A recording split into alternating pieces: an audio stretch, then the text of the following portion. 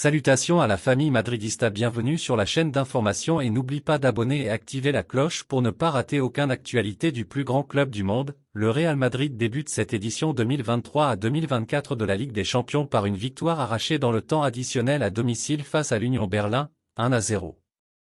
Mené 2-0 avant le dernier quart d'heure, Galatasaray décroche le point du match nul face au FC Copenhague, 2-2. Après le match du premier tour mardi soir, la Ligue des Champions a repris mercredi ses droits de première journée, avec notamment le Real Madrid à l'approche de cette édition. La Maison Blanche fait partie d'un groupe avec Naples, Braga et l'Union Berlin, et affrontera l'équipe allemande dans une confrontation entre clubs de la capitale.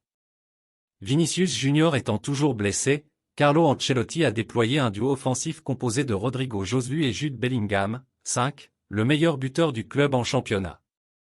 Urs Fischer a laissé Kevin Volland sur le banc mais a fait confiance à la défense à 3 de Leonardo Bonucci. La première occasion du match est revenue au Real Madrid, qui a rapidement tenté de mettre la pression sur son adversaire du soir dans le match et également sur le tableau d'affichage. Joselu décocha un dangereux tir de casque mais ne parvint pas à trouver Frédéric Renaud, 6e, cadré.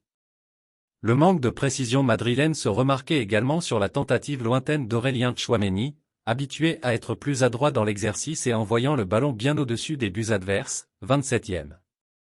À part ces quelques opportunités, le premier acte entre les 22 acteurs était bien timide en termes d'intensité. Il fallait attendre le retour des vestiaires pour voir le jeu s'activer.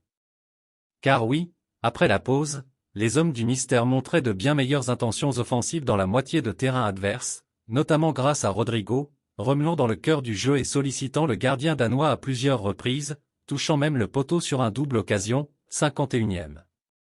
Bellingham sauve le Real, Copenhague rate le coche, même résultat pour Joselu, mis en échec par le montant après l'heure de jeu, 64e. Luka Modric tentait ensuite une frappe lointaine, mais Renaud effectuait un arrêt latéral pour le dégager, 69e minute. Se rapprochant de plus en plus de la zone de vérité, l'attaquant espagnol recevait parfaitement le ballon de l'intérieur du pied, mais il manquait de peu le poteau gauche, 83e. De quoi confirmer l'impuissance de Madrid face aux Allemands. Les Allemands étaient bien regroupés et concentrés sur leur travail défensif, mais Bellingham, renard de la surface, enfonçait son cuir dans le but vide et marquait à Santiago contre Bernabéu, 1-0, 90+4. C'était le 6e but de l'Anglais cette saison et cela permet à Casablanca de débuter la C1 avec 3 points à domicile. Dans un autre match de la Big Years Cup, Galatasaray, avec Mauro Icardi et Hakim Ziyech, affrontait le FC Copenhague, avec l'ancien rennais Birger Meling. Ses coéquipiers contre les champions de Turquie en titre grâce à l'excellente séquence de surface de Mohamed Eliounounoussi, minuit 1, 35 minutes, et à la prestation de Diogo Gonçalves avant l'heure de jeu, minuit 2, 58 minutes, m'ont permis de sortir de cette situation difficile. Malgré cela, l'expulsion d'Elias Geller, 73e, a laissé les jaunes et rouges à 15 de la fin, grâce à la performance de 2 anciens joueurs de Ligue 1, Sacha Boey, 1-2, 86e, et Tête. Minute. 2-2, 88. Le but qui a sauvé les Lions d'Istanbul de leur premier revers dans cette Ligue des Champions, 2h02.